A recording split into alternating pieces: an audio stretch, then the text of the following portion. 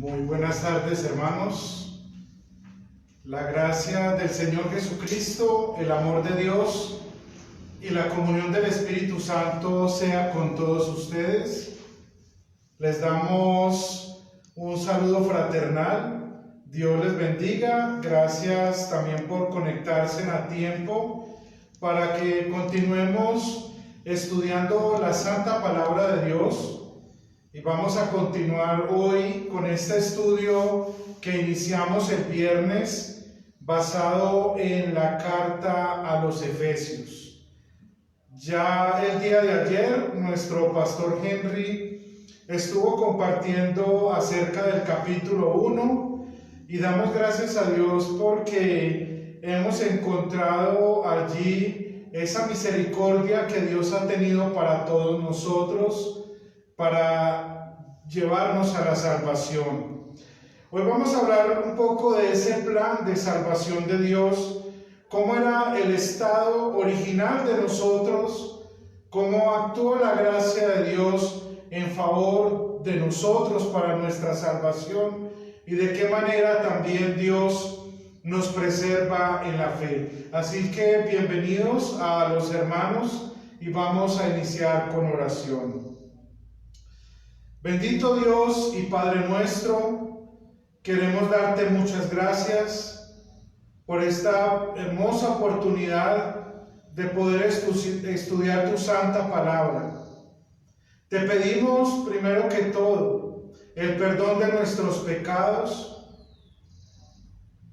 Te pedimos, Señor, que renueves nuestro corazón, nuestra mente, nuestra vida.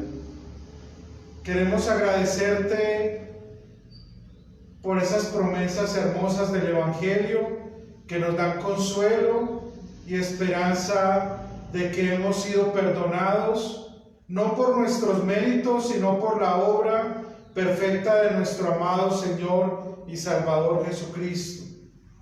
Te agradecemos por los hermanos que se han conectado para continuar estudiando tu santa palabra. Te rogamos que lo que hagamos en esta tarde sea también de edificación en la fe para cada uno de nosotros. Gracias por la vida de mis hermanos, sus familias.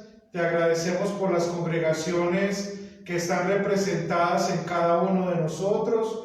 Oramos por nuestros hermanos en la fe para que los sostengas y los fortalezcas firmes en tus caminos, Señor. Estas cosas las pedimos por los méritos de nuestro Señor y Salvador Jesucristo. Amén. Les invito entonces para que abran sus Biblias en el capítulo 2 de la carta a los Efesios. Vamos a iniciar leyendo los primeros 3 versículos. Efesios 2, del 1 al 3. A ustedes Él les dio vida cuando aún estaban muertos en sus delitos y pecados, los cuales en otro tiempo practicaron, pues vivían de acuerdo a la corriente de este mundo y en conformidad con el príncipe del poder del aire, que es el espíritu que ahora opera en los hijos de desobediencia. Entre ellos todos nosotros también vivimos en otro tiempo, seguíamos los deseos de nuestra naturaleza humana y hacíamos lo que nuestra naturaleza, nuestro pensamiento nos llevaba a hacer. Éramos por naturaleza objetos de ira como los demás. ¿Qué manera de Pablo presentarnos nuestra antigua condición?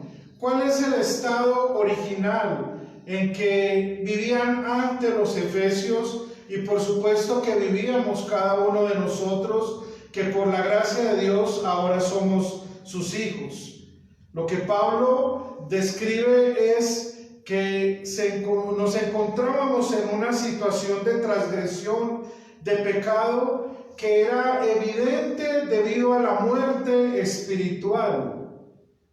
Cuando Pablo entonces habla de que estábamos muertos en delitos y pecados, quiere hacer también diferencia de la muerte física y eterna. Aquí está hablándonos de ese estado de transgresión y de pecado, que le impide al ser humano poder venir por sí mismo, por su propio impulso, por su propia capacidad, venir ante Dios.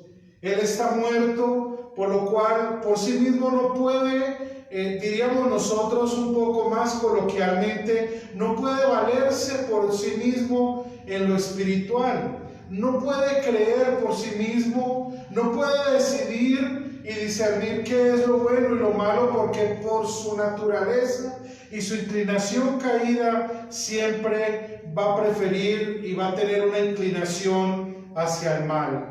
El Salmo 51, versículo 5, el salmista David nos recordaba también esto cuando dice que hemos sido formados en maldad y en pecado fuimos concebidos.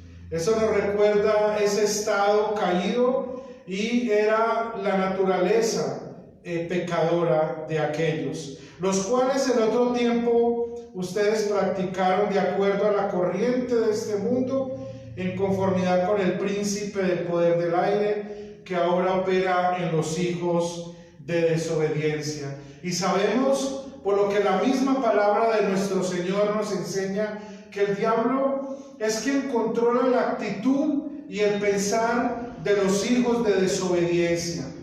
La desobediencia entonces es algo típico a la naturaleza natural caída del ser humano. Los deseos y la voluntad de la carne se hacen evidente en la conducta, en el estilo de vida, de vivir de aquellos que están muertos en delitos y pecados. Pero Pablo, hablando a los hermanos de la iglesia de Éfeso, en el versículo 3 les dice: en ellos ustedes también vivieron un tiempo siguiendo los deseos de la naturaleza humana y se dejaban llevar por los pensamientos pecadores y eran por naturaleza objetos de la ira de Dios, así como los demás. Entonces hay una clara descripción del estado pecador del ser humano. Nace en pecado y su naturaleza inclinada hacia el pecado es la mayor evidencia de que está muerto en delitos y pecados. Pero aquí viene la respuesta de Dios, el Evangelio, la gracia de Dios mostrándose y haciéndose evidente a través del sacrificio de Cristo por los pecados de la humanidad. Versículo 4, vamos a leer hasta el versículo 10. Pero Dios, cuya misericordia es abundante, por el gran amor con que nos amó, nos dio vida junto con Cristo, aun cuando estábamos muertos en nuestros pecados. La gracia de Dios los ha salvado. Y también junto con Él nos resucitó, y asimismo nos sentó al lado de Cristo Jesús en los lugares celestiales, para mostrar en los tiempos venideros las abundantes riquezas de su gracia y su bondad, para que con nosotros en Cristo Jesús, ciertamente la gracia de Dios los ha salvado por medio de la fe. Esto no nació de ustedes, sino que es un don de Dios, ni es el resultado de las obras para que nadie se gloríe. Nosotros somos hechura suya, hemos sido creados en Cristo Jesús para realizar buenas obras, las cuales Dios preparó de antemano para que vivamos de acuerdo con ellas. Y no hay un motivo más para agradecer que la manera como Dios ha manifestado su misericordia y su amor. Lo que nos dice el versículo 4, pero Dios, y ahí es donde interviene la obra salvadora de Cristo, pero Dios, cuya misericordia es abundante, Dios que es rico en misericordia, siente compasión de aquel hombre pecador que por naturaleza está inclinado al pecado, que está muerto en delitos y pecados, y en esa misericordia Él le da vida espiritual. Este versículo 4 entonces describe profundamente el carácter y el atributo de Dios, su amor, su misericordia con que nos amó, porque de tal manera amó Dios al mundo que ha dado a su único Hijo, para que todo aquel que en él cree no perezca, mas tenga vida eterna. Y también recordamos lo que el mismo apóstol San Pablo enseñaba a los romanos en el capítulo 5 y el versículo 8. Mas Dios muestra su amor para con nosotros en que, aun siendo pecadores, Cristo murió por nosotros. Ese Dios que es rico en misericordia abundante y en su gran amor nos amó, y la prueba de ello es que nos dio vida juntamente con Cristo. Es lo que en el capítulo 1, en el versículo 19 y 20, también dice de que la fuerza y la acción poderosa, la cual operó en Cristo Jesús y lo resucitó de entre los muertos y lo sentó a su derecha en lugares celestiales. Ese mismo poder es el que junto con Cristo ahora nos ha dado vida, aun cuando estábamos muertos en delitos y en pecados. Y allí al final del versículo 5 entre paréntesis encontramos la gracia de Dios nos ha salvado, o por gracia fuisteis salvados, dejándonos claro de que no fuimos nosotros que un día decidimos vivir espiritualmente, que un día tomamos la decisión de dejar a un lado las transgresiones, sino que Dios, en su atributo de amor y misericordia que tiene para con nosotros, nos ha dado vida juntamente con Cristo, para que nosotros, que éramos pecadores, miserables pecadores muertos en el pecado, recibiéramos vida. Y esa es la evidencia de la gracia de Dios. Y también junto a Él nos resucitó y asimismo nos sentó al lado de Cristo en los lugares celestiales. Recordamos entonces lo que nos dicen los versículos 19 y 20 del capítulo 1 que ayer estuvimos estudiando también. Podemos decir, como para mirar estos dos versículos que hemos estado considerando en este momento, que estamos vivos en Cristo, que disfrutamos de la comunión, del ser hijos de Dios, no por nuestras obras, sino que ha sido un Dios rico en misericordia y en un gran amor con que nos amó, el que nos ha dado vida espiritual para que podamos venir a la fe en Cristo y que Cristo sea nuestro Señor y nuestro Salvador. Versículo 8 y 9, creo que es uno de los una de las secciones bíblicas que algunos aprendimos de memoria. Para mí fue muy importante cuando comencé a recibir la instrucción cristiana del catecismo, porque pude memorizar estos versículos, el 8, el 9 y el 10, y siempre que lo recuerdo con gran alegría, porque allí está la forma como Dios nos ha salvado a todos nosotros. Ciertamente, la gracia de Dios los ha salvado por medio de la fe. Y en la versión que estoy leyendo, que es la Reina Valera contemporánea, nos dice: ciertamente es la gracia de Dios la que nos ha salvado. Está afirmando que todo lo que hemos estado mirando atrás, los versículos anteriores, el estado de muerte y el estado de vida que recibimos por la gracia de Dios, es la seguridad de que es de parte de Dios. Esto no nació de ustedes, sino que es un don de Dios. Ni es el resultado de las obras para que nadie tenga de qué gloriarse.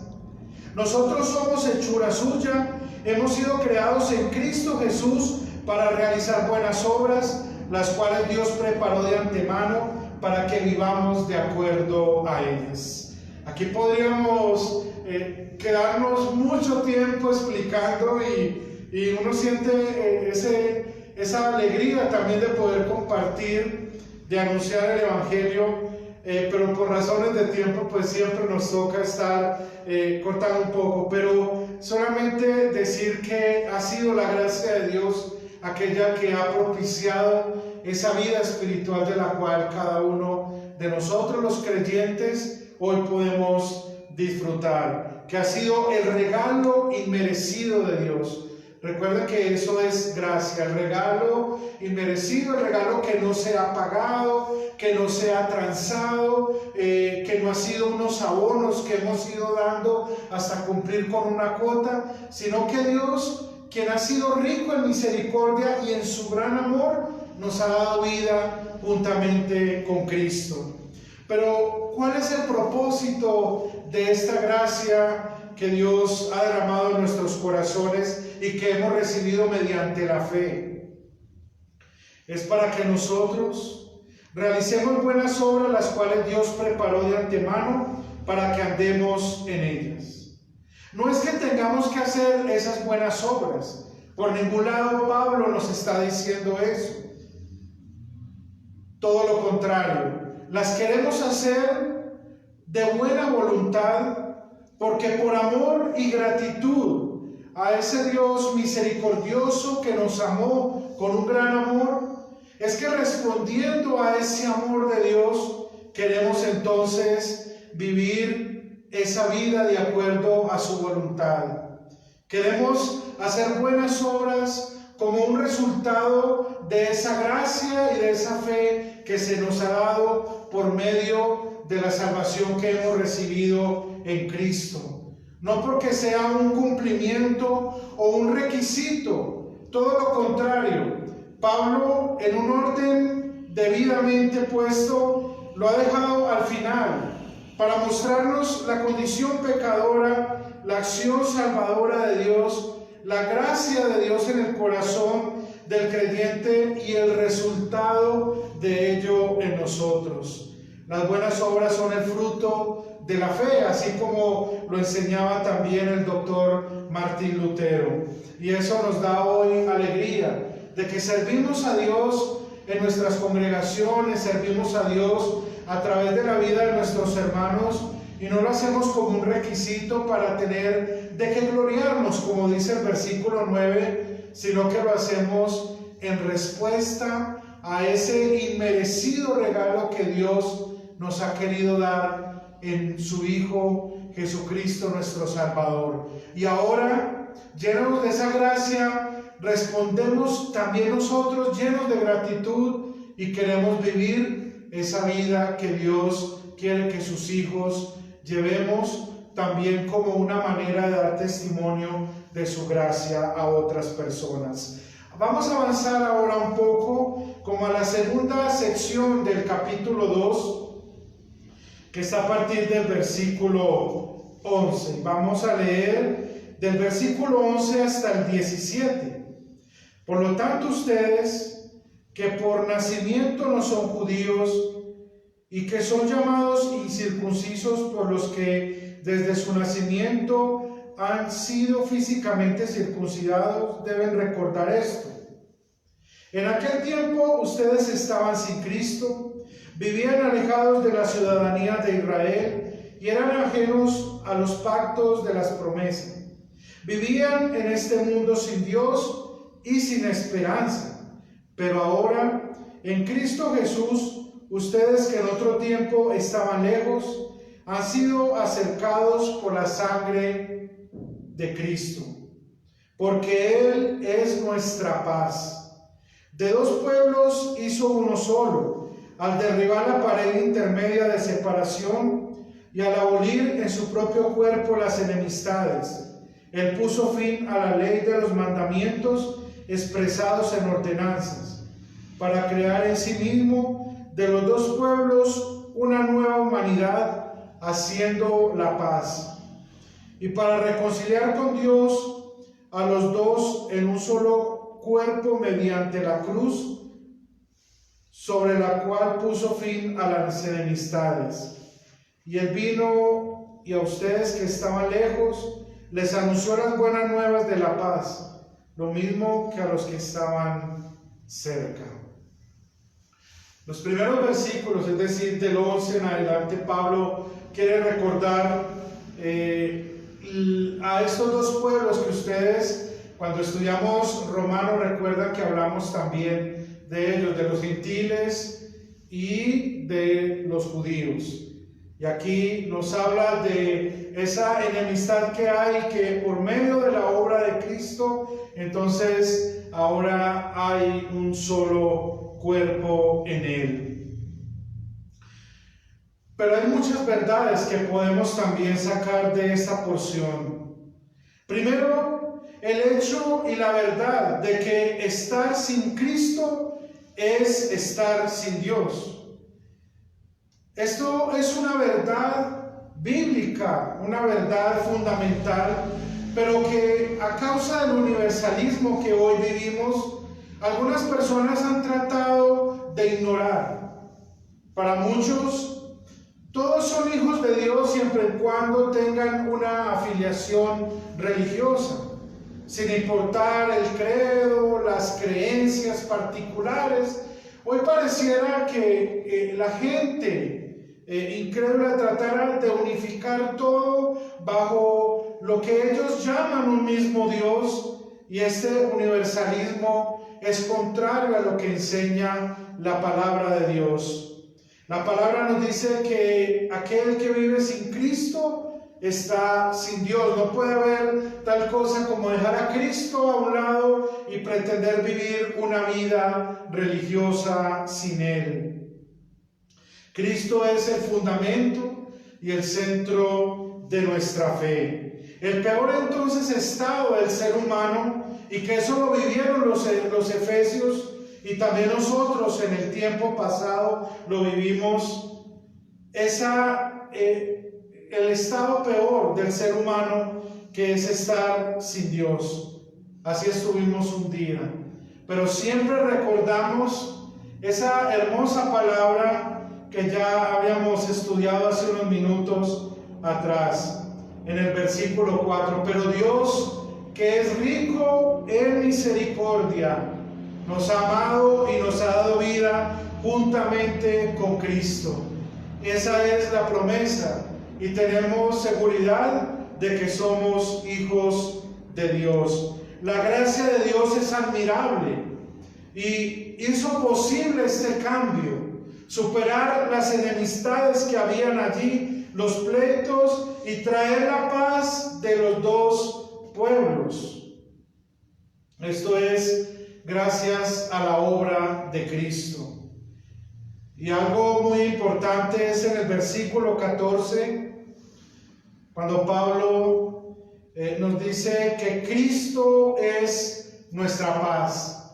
Y podemos recordar lo que nos enseña el profeta Isaías en el capítulo 9, versículo 6, cuando da la profecía acerca de la venida de nuestro Salvador, cuando dice que Él será príncipe de paz. Cristo es nuestra paz, porque ha derribado las paredes de separación y ahora nos ha acercado, nos ha hecho hijos de Dios por la obra de la gracia salvadora, ha quitado las enemistades para que seamos un solo cuerpo aquellos que tenemos la fe verdadera en Cristo Jesús nuestro Señor. Gálatas 3:13 también nos recuerda de que Cristo ya nos había redimido de la maldición de la ley, hecho por nosotros maldición. Y avancemos un poco en el versículo 18. Por medio de Él, unos y otros, tenemos acceso al Padre en un mismo Espíritu. Por lo tanto, ustedes ya no son extranjeros ni advenedizos, sino conciudadanos de los santos y miembros de la familia de Dios. Y están edificados sobre el fundamento de los apóstoles y profetas, cuya principal piedra angular es Jesucristo mismo.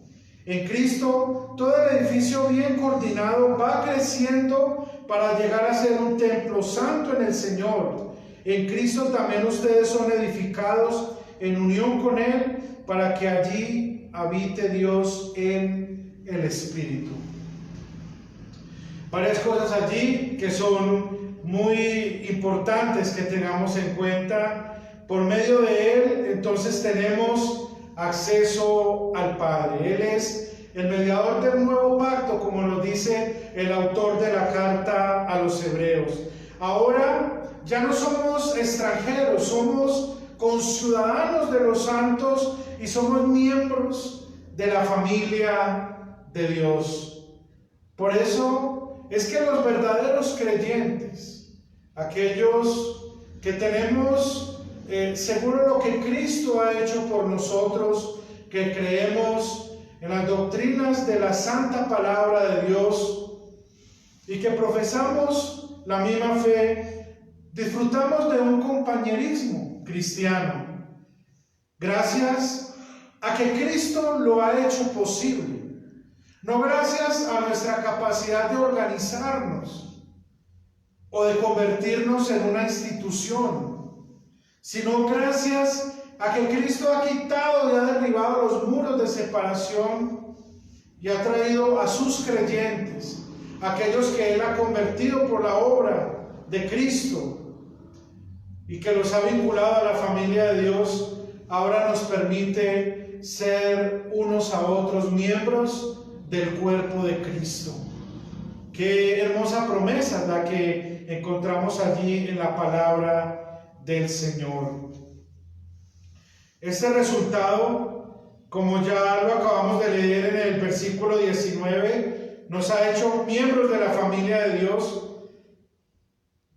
pero también nos da seguridad de que estamos edificados sobre el fundamento de los apóstoles y de los profetas, es decir, sobre lo que enseñaron los apóstoles y que ellos, inspirados por el Espíritu Santo, nos han dejado a nosotros en lo que nosotros llamamos el Nuevo Testamento, pero también en el testimonio de las Escrituras que nos hablaron los profetas en el Antiguo Testamento. Pero ellos no son el fundamento. La piedra angular es Cristo mismo. Él es el centro sobre la cual el edificio se va edificando día a día. Y aquí debemos tener en cuenta es que nuestras congregaciones y nuestra iglesia se edifica sobre Cristo, no sobre el liderazgo, la capacidad que una persona pueda tener de convocarnos, de animarnos a pertenecer a un grupo, llamémoslo así, religioso, cristiano, sino que nuestra fe y el cuerpo de Cristo está fundamentado sobre la piedra angular, y sobre ella es que edificamos. Por eso vemos tan importante y tan oportuno que estemos estudiando la palabra de Dios todos los días, que estemos compartiendo los devocionales, que en nuestros hogares también, con nuestros hijos, podamos enseñarles, instruirles en la fe cristiana, porque es la manera también con la cual estamos día a día edificando la iglesia. Entonces, en gratitud, nosotros procuramos crecer día a día en la fe. Participamos activamente de los medios de gracia que Dios ha dispuesto por el Espíritu Santo para fortalecer nuestra fe, para permanecer en unidad en la verdadera fe, para que los creyentes que compartimos la misma fe, como nos dice más adelante la misma carta a los Efesios, en un solo Señor, en un solo bautismo, podamos permanecer en unidad. Y eso es lo que hoy podemos agradecer al Señor. Dios, que es rico en misericordia, nos ha dado vida espiritual por su gracia. Nos ha hecho un pueblo y ahora estamos edificados sobre la piedra angular que es Cristo Jesús y sobre el testimonio y la enseñanza de la palabra de Dios. Amén. Muy bien, hermanos, que el Señor les bendiga. Nuevamente un saludo para todos. Estamos orando los unos por los otros. Que Dios tenga bien guardarnos también en este momento tan difícil que vivimos. Guarde nuestras familias y esté con nosotros. Continuemos estudiando la palabra de Dios. Para mañana tenemos, entonces la tarea es esta noche o mañana en la mañana ya haber leído el capítulo 3 para estar preparados para la clase del día de mañana. Que Dios les bendiga, que el Señor te bendiga y te guarde, haga resplandecer su rostro sobre ti y tenga de ti misericordia y te conceda la paz. En el nombre del Padre, del Hijo y del Espíritu Santo. Amén. Dios les bendiga en Cristo Jesús.